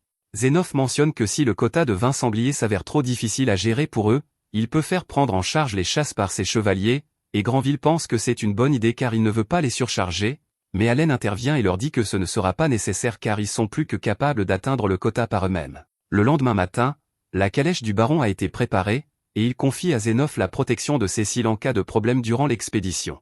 Peu de temps après, ils partent dans la forêt, et à leur arrivée, Haleine leur montre une tour préparée à l'avance pour qu'ils puissent observer la chasse aux sangliers à distance sécurisée. Haleine les guide tous jusqu'au perchoir de la tour, et Cécile semble vraiment apprécier la vue car elle n'a jamais vu autant d'arbres auparavant. Quelques instants plus tard, Rodin et le reste des guerriers arrivent, et Granville est impressionné de voir qu'ils ont acquis des armures. Haleine explique qu'ils ont utilisé à bon escient la peau de sanglier des chasses de l'année précédente, créant toutes sortes d'outils et d'équipements pour que les chasses aux sangliers se déroulent plus facilement. Alors que la chasse commence, Granville remarque que quelques guerriers qui ne portent pas d'armure courent seuls dans la forêt, alors Haleine explique que ces gars-là sont chargés d'attirer les sangliers hors de la forêt et sur les terrains de chasse, même s'il faudra probablement être patient pour voir de l'action car attirer les sangliers prend un certain temps. Pendant qu'ils attendent, Zénophe demande à Haleine comment se porte Krina ces derniers temps, et Haleine lui dit qu'elle se porte à merveille. Zénophe est ravi de l'apprendre et informe Haleine qu'il va envoyer un précepteur pour la préparer aux examens d'entrée de l'académie au printemps, et Haleine ne peut s'empêcher de rire car il pense que ce sera drôle de voir Krina étudier pour changer. Quelques instants plus tard, l'équipe de leur revient avec un sanglier à ses trousses, et tout le monde se met en position. À l'aide de 2 boucliers en peau de sanglier qu'ils ont fabriqués, ils coincent le sanglier, et Haleine explique que les boucliers sont faits à partir de la partie la plus dure de la peau du sanglier pour les rendre imperméables à la pénétration. Après avoir bloqué le sanglier, l'équipe d'attaque s'approche et commence à le poignarder sur le côté tandis que l'équipe des longues lances, composée des membres les plus inexpérimentés du groupe, se joint également à l'attaque. Mais Cécile n'était pas préparée à la violence d'une chasse au sanglier, et la vue de tout ce sang commence à la rendre malade. Rodin achève ensuite le sanglier d'un coup au cou, et c'est si horrible que cela fait s'évanouir Cécile sur le champ. Tout le monde commence à célébrer la mort du sanglier, et Granville et Zénophe sont tous deux impressionnés par la prouesse au combat de ces guerriers. Cependant, un instant plus tard, un autre rugissement puissant résonne depuis la forêt alors que 2 sangliers chargent vers le groupe. Zénophe réalise que la situation est grave et ordonne à ses chevaliers d'être prêts à intervenir si nécessaire, mais Haleine lui dit que le raid ne sera pas nécessaire car l'équipe de chasse est parfaitement capable de gérer 2 sangliers à la fois. Rodin ordonne à l'équipe de se diviser en 2 groupes pour s'occuper des sangliers séparément, et Haleine pense en lui-même qu'il y a quelques années, il aurait été impossible pour eux de gérer une telle situation. La raison principale est qu'ils devaient toujours donner 60% de leur chasse en impôts, donc au lieu de fabriquer des équipements avec les matériaux obtenus des sangliers, ils étaient obligés de tout échanger pour survivre. Cependant, avec une stratégie de chasse efficace, ils ont réussi à gagner plus de marge de manœuvre en ce qui concerne l'allocation de leurs matériaux, et avec l'équipement amélioré, ils sont plus que capables d'en gérer 2 à la fois. En quelques minutes, les sangliers restants sont maîtrisés, et Cécile reprend conscience juste à temps pour voir le geyser de sang de l'un des sangliers, ce qui la fait immédiatement s'évanouir à nouveau. Granville est impressionné qu'ils aient réussi à abattre 3 sangliers en un seul jour car cela signifie qu'ils n'ont plus qu'à en chasser 17 pour atteindre le quota, mais Allen le corrige et explique qu'ils n'en ont en fait besoin que de 10 de plus car, avant que Granville ne décide de leur rendre visite, ils avaient déjà capturé 7 autres sangliers. Le baron est ravi d'apprendre cela car cela signifie que le quota ne sera pas un fardeau aussi lourd pour le village qu'il ne l'avait pensé, et pendant que le baron est de bonne humeur, Allen lui dit qu'il a quelques demandes à formuler. Il dit qu'il aimerait la permission de fabriquer quelques boucliers supplémentaires avec la peau de sanglier pour aider aux futures chasses, et le baron n'y voit pas d'objection. Mais la deuxième demande d'Allen est de demander la permission d'échanger de l'alcool en dehors du village.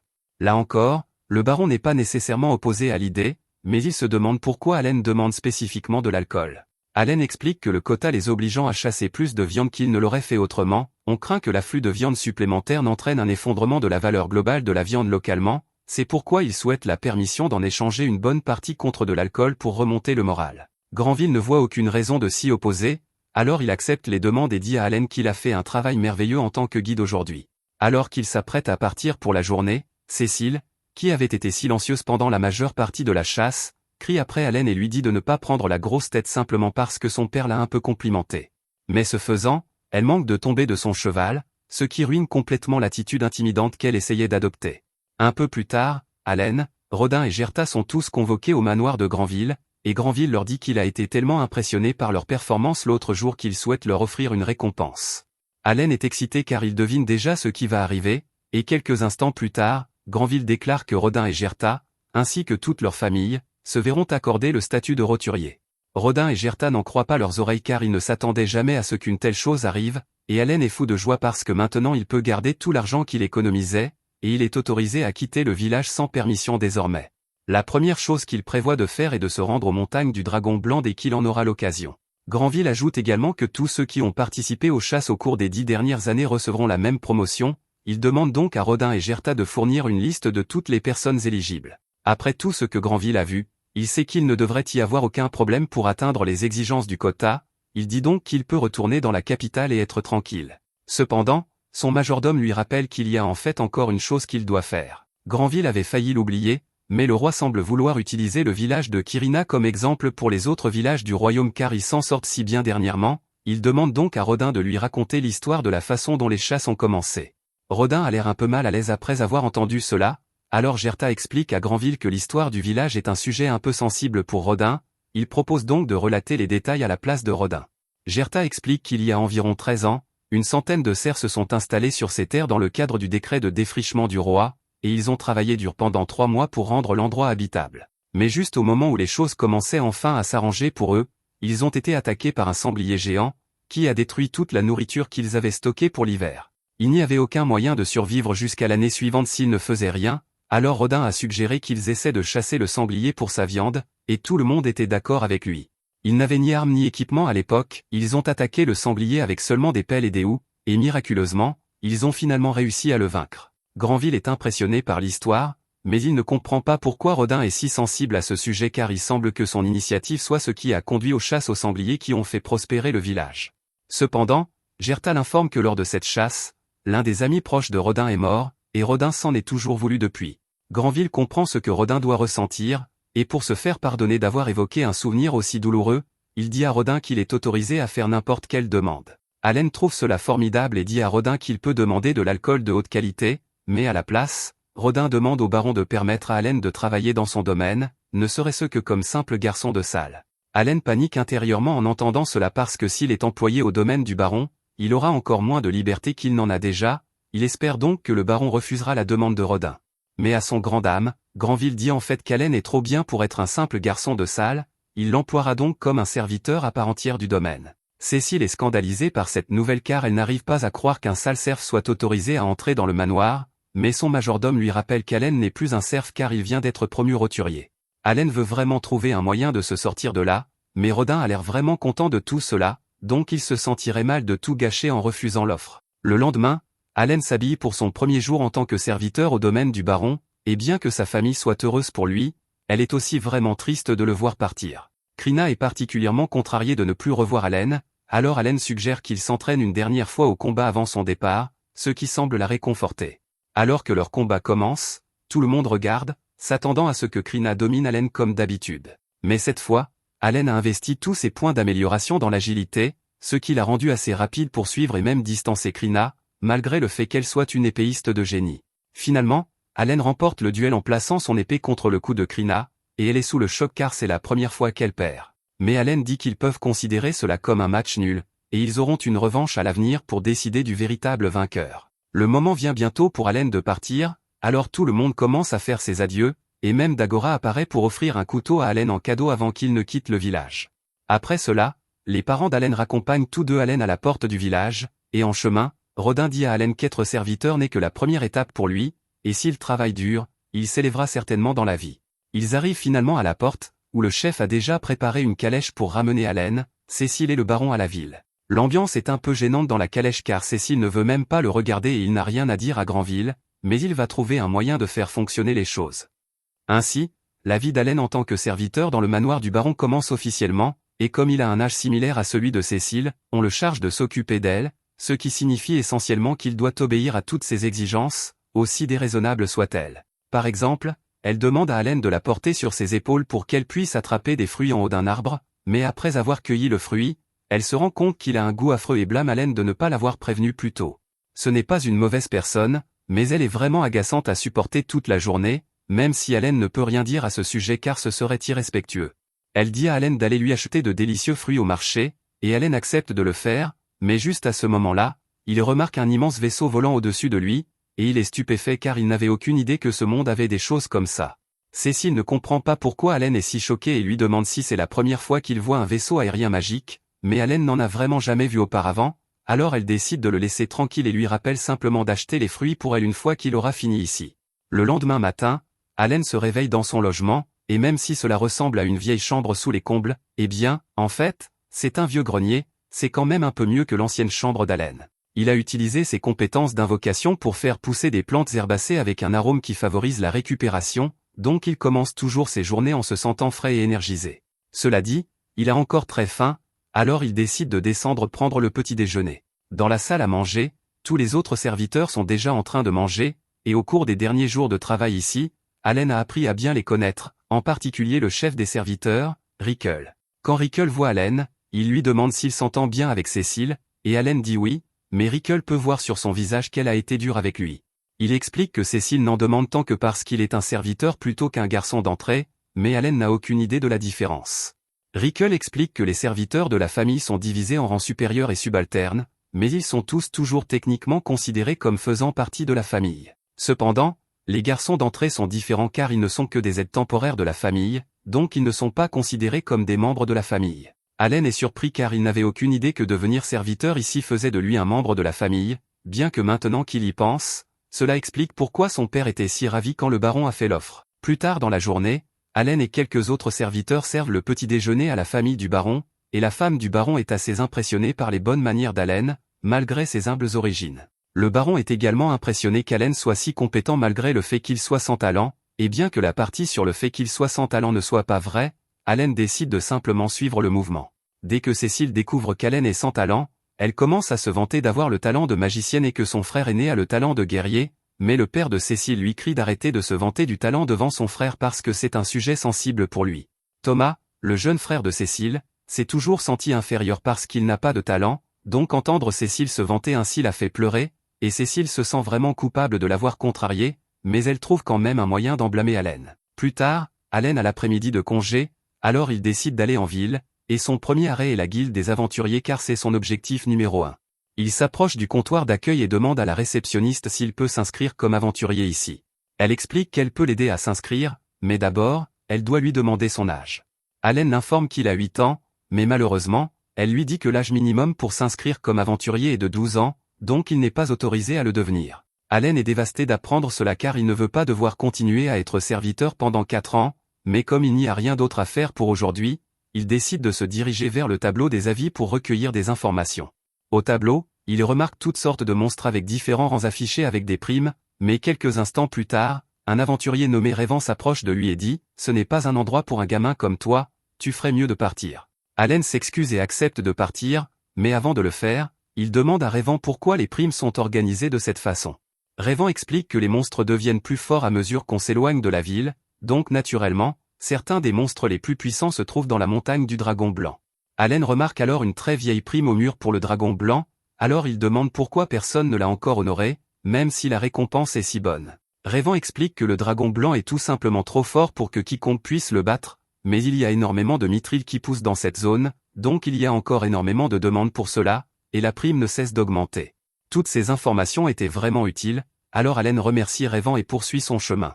Il ne peut pas encore s'inscrire comme aventurier, mais cela ne signifie pas qu'il ne peut pas combattre des monstres, et comme c'est son jour de congé, il compte en profiter au maximum. Il court directement vers la porte de la ville, où il est arrêté par un garde. Normalement, les gens ne sont pas autorisés à quitter la ville sans permission, mais comme Allen est techniquement un membre de la famille Granville, il est autorisé à utiliser leur sceau comme identification, et cela lui donne pratiquement accès à tous les endroits où il veut aller. Dès que le garde ouvre la porte, il se précipite dans la forêt pour commencer à chasser des monstres, mais il ne veut pas être trop imprudent, alors il décide de commencer doucement.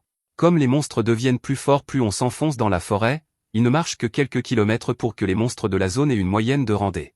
Une fois arrivé à un endroit idéal, Allen invoque un faucon, et comme le faucon a une intelligence élevée, il est assez intelligent pour comprendre les ordres d'Allen, alors il en invoque 5 de plus et leur ordonne de voler dans les airs et de localiser tous les monstres dans la zone. Pendant qu'il attend que les faucons trouvent quelque chose, il décide d'évaluer l'intelligence de son invocation de tigre, mais bien qu'il lui soit obéissant, il ne comprend pas vraiment les ordres d'Allen, donc il ne peut pas faire grand-chose. Juste à ce moment-là, un faucon revient informer Allen qu'il a localisé quelques monstres, et après avoir suivi le faucon, Allen est mené à une horde de gobelins. Les gobelins le remarquent caché derrière un arbre, alors ils se précipitent tous pour l'attaquer, mais Allen était préparé à cela et invoque 10 tigres pour les encercler, et pour faire bonne mesure, il invoque un papillon pour lancer un sort de sommeil sur les gobelins afin de les achever plus facilement. Tuer des gobelins ne lui rapporte pas autant d'XP que tuer un sanglier, mais un avantage clé ici est le fait que l'élimination des gobelins est beaucoup plus rapide que celle d'un sanglier, donc Allen peut les farmer à volonté. À la tombée de la nuit, Allen a chassé environ 80 gobelins, gagnant 16 000 points d'expérience et lui permettant de monter de 2 niveaux. Il est très satisfait de la façon dont son jour de congé s'est déroulé car non seulement il a monté de niveau, mais il a aussi beaucoup appris sur ses invocations. Par exemple, le sort de sommeil du papillon a 80% de chance de réussir à endormir un gobelin, et les pierres magiques de rang D ne peuvent pas être utilisées pour créer des invocations de rang E, même si elles ont plus de valeur. Quoi qu'il en soit, même s'il est tard, Allen veut continuer à farmer, alors il demande au faucon d'aller chercher d'autres monstres à combattre, mais ils se contentent tous de le regarder sans bouger.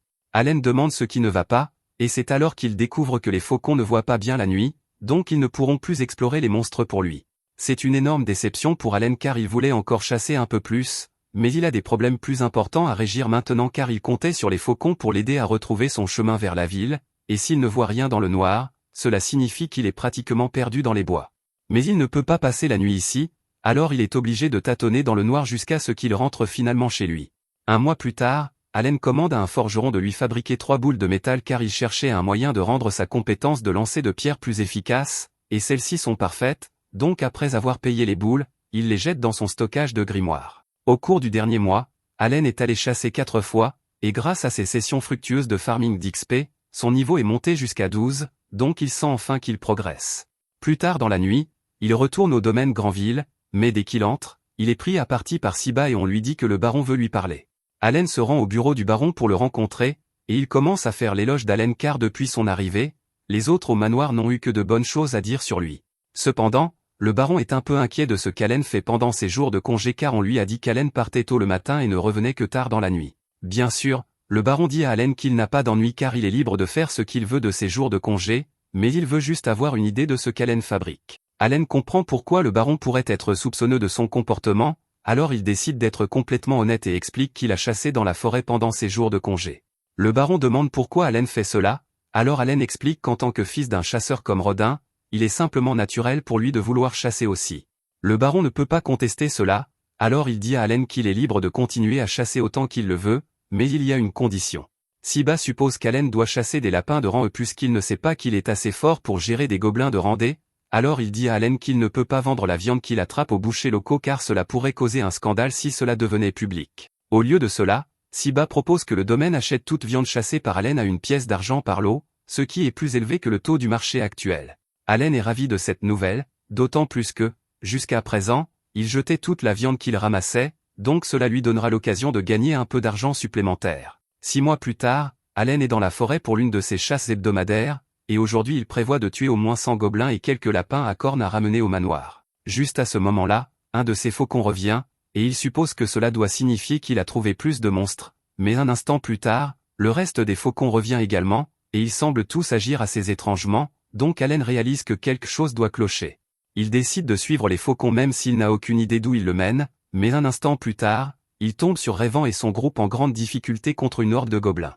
Rayvan est déjà hors de combat, et avec Rita comme seule autre combattante de l'équipe, la situation ne s'annonce pas bien pour eux, alors Allen décide de se joindre à eux pour aider. Il lance ses boules de métal sur quelques gobelins, mais bien que cela fasse beaucoup plus de dégâts que de lancer des pierres, cela ne suffit pas à les tuer complètement, et il n'avait que 3 munitions, donc ce n'était pas aussi efficace qu'il l'avait espéré. Normalement, il pourrait gérer les gobelins sans effort en invoquant quelques tigres, mais il ne veut pas encore utiliser ses pouvoirs devant d'autres personnes, donc il va devoir se salir les mains. Il charge sur l'un des gobelins, et comme il est maintenant au niveau 12, il est beaucoup plus fort qu'avant, donc il peut facilement gérer un gobelin de rang D tout seul sans l'aide de ses invocations. Il procède ensuite à éliminer quelques gobelins de plus pendant le temps qu'il faut à Rita pour en tuer un, et grâce à lui, ils sont en sécurité, mais la vie de Rayvan est toujours en danger ici. Rita supplie Melcy de se dépêcher de soigner Rayvan, mais malheureusement, Melcy n'a plus de mana, donc elle ne peut plus utiliser de sort de soin. Dans son état actuel, Rayvan ne survivra pas assez longtemps pour retourner en ville, alors Allen propose d'utiliser de l'herbe de soin qu'il a créée avec son invocation, et avec cela, la blessure de Rayvan est complètement guérie. Les autres sont ravis de voir Rayvan se réveiller, et ils jurent tous qu'ils rembourseront Allen pour la précieuse herbe de soin qu'il a utilisée sur eux, mais Allen ne veut vraiment pas attirer trop l'attention sur lui. Cependant, il y a effectivement quelque chose pour lequel il pourrait l'aider. Il leur dit qu'il collecte actuellement des pierres magiques de rang E, donc s'il pouvait en rassembler environ 100 pour lui, cela l'aiderait énormément.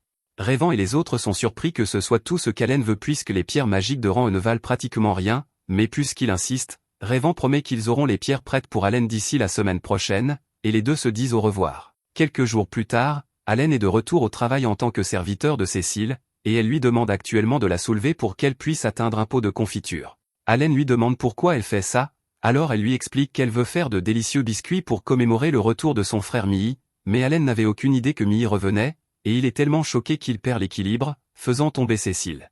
Un peu plus tard, la famille déjeune, et Granville est assez impressionné par le goût délicieux du repas. Cécile est contente qu'il apprécie car il a été préparé avec certains des lapins cornus qu'Allen a chassés.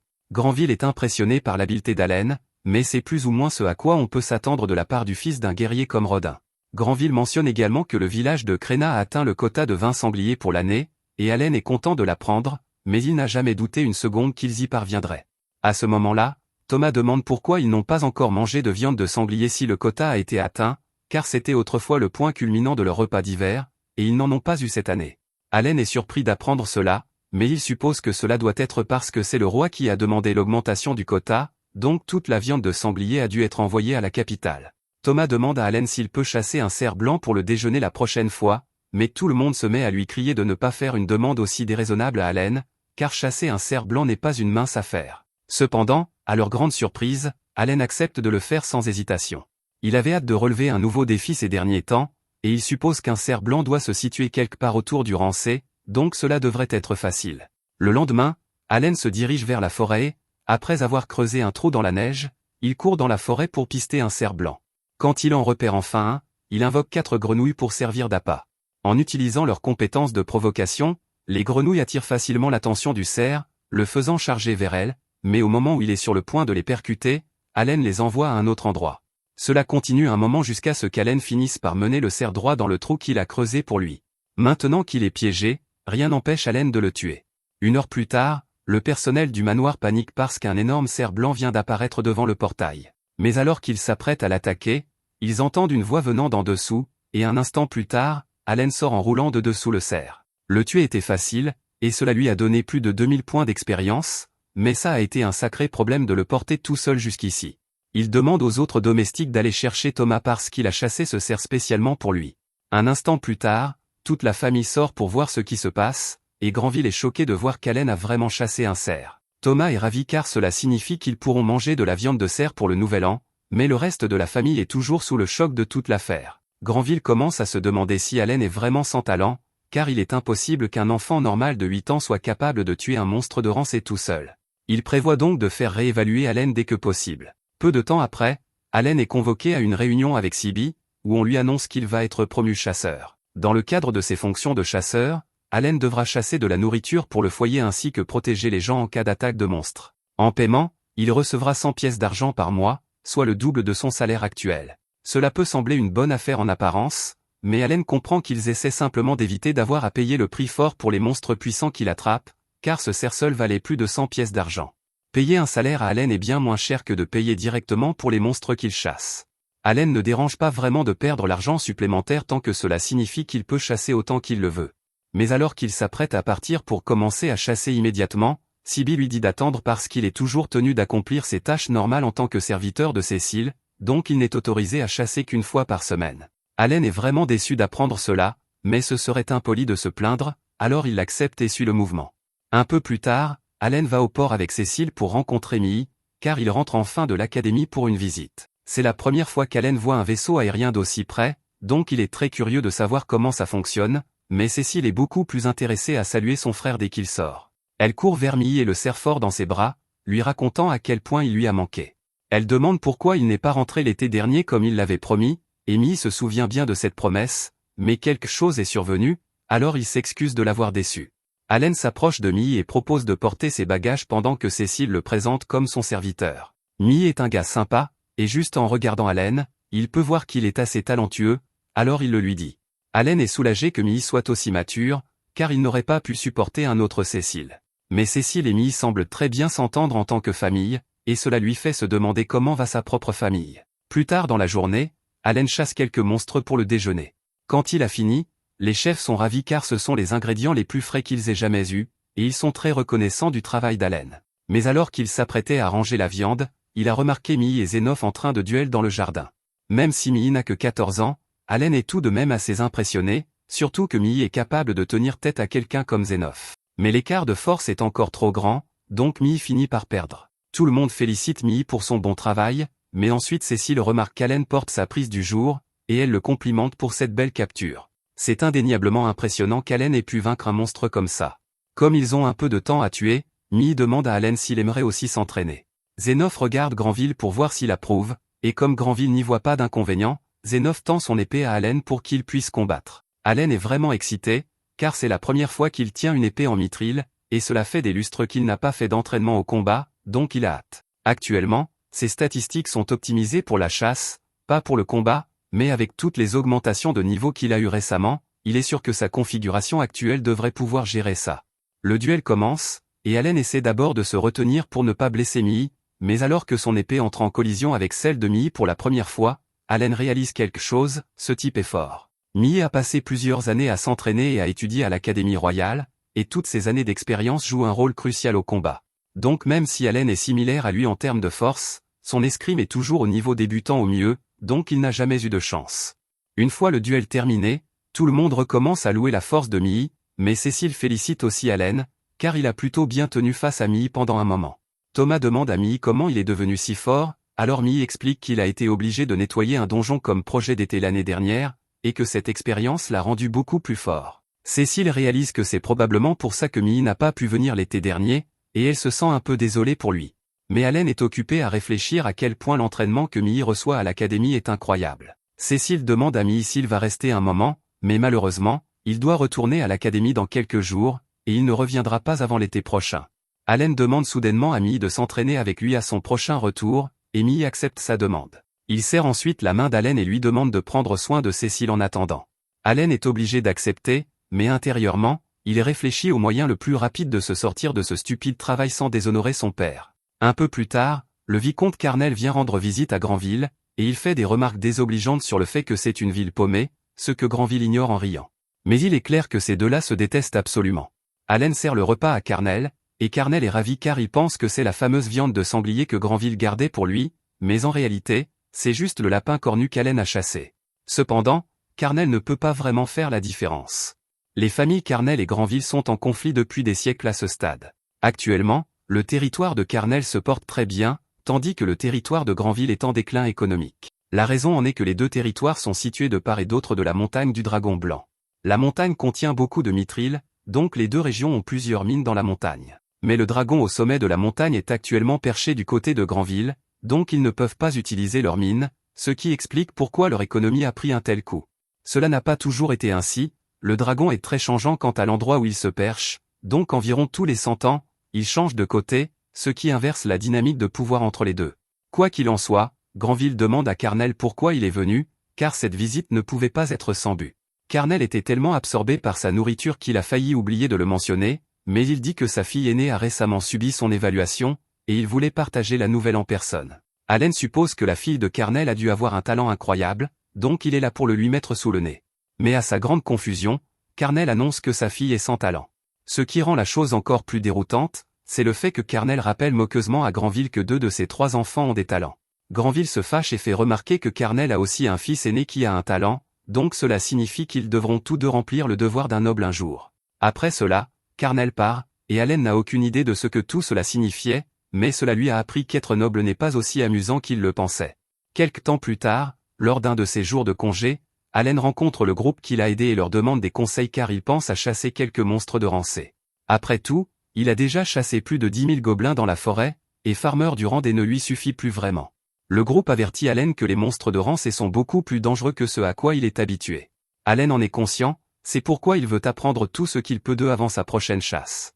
Plus tard, Allen est dans la forêt quand un de ses oiseaux repère un monstre de rancée et se précipite pour venir l'appeler. Allen va enquêter et trouve un ORC endormi sous un arbre. C'est une occasion parfaite pour attaquer, alors il saute sur l'ORC avec une horde de tigres. L'ORC essaie de se défendre, mais Allen a beaucoup trop d'invocations pour qu'il ait une chance, donc il finit par succomber. L'ORC mort, Allen découpe son corps pour en récupérer la pierre magique. Il est vraiment fier d'avoir pu vaincre un monstre de rancée sans avoir besoin de le piéger d'abord, mais il se rappelle qu'il doit rester humble car il n'est pas encore assez fort pour battre Mii, donc il ne peut pas commettre l'erreur de devenir trop confiant. À ce moment-là, un de ces oiseaux l'alerte de la présence d'un autre monstre de rancée à proximité, et celui-ci semble être une fourmi cuirassée. Allen hésite un peu à l'affronter, car il se souvient que Rêvant a failli mourir à cause de l'une d'elles. Mais il est un peu trop tard pour faire marche arrière maintenant, car la fourmi l'a déjà vu. Allen n'a pas d'autre choix que d'attaquer, alors il envoie ses tigres, mais ils ne parviennent pas à percer l'armure de la fourmi, donc Allen doit trouver autre chose. Il décide d'essayer d'utiliser ses invocations de papillon pour endormir la fourmi. Une fois qu'elle se retourne, il saute sur son ventre pour tenter de la tuer, mais son couteau ne traverse pas, même si sa puissance d'attaque dépasse les 400. La fourmi commence bientôt à se réveiller, alors Allen se met frénétiquement à la poignarder encore et encore jusqu'à ce qu'il finisse par briser sa carapace et la tue. Il est content que ce soit enfin fini, mais même si la fourmi était de rancée comme l'ORC, cela a demandé beaucoup plus d'efforts car elle est pratiquement immunisée contre les attaques physiques. Il se demande si ça aurait été plus facile s'il avait pu utiliser la magie. Mais maintenant qu'il y pense, il a une statistique d'intelligence très élevée, donc il pourrait peut-être lancer des sorts après tout. Pour le savoir, il demande à Cécile de le laisser l'accompagner pendant son cours de magie, et une fois sur place, il demande au professeur s'il est possible pour lui d'utiliser la magie. Le professeur sort un orbe magique et dit à Allen qu'il s'allumera s'il a un talent pour la magie. Allen essaie, mais peu importe à quel point il se concentre, rien ne se passe. Il est forcé d'accepter le fait qu'il est complètement dépourvu de magie, et il le prend très mal, alors Cécile se sent désolée pour lui et offre un biscuit à Allen pour le réconforter.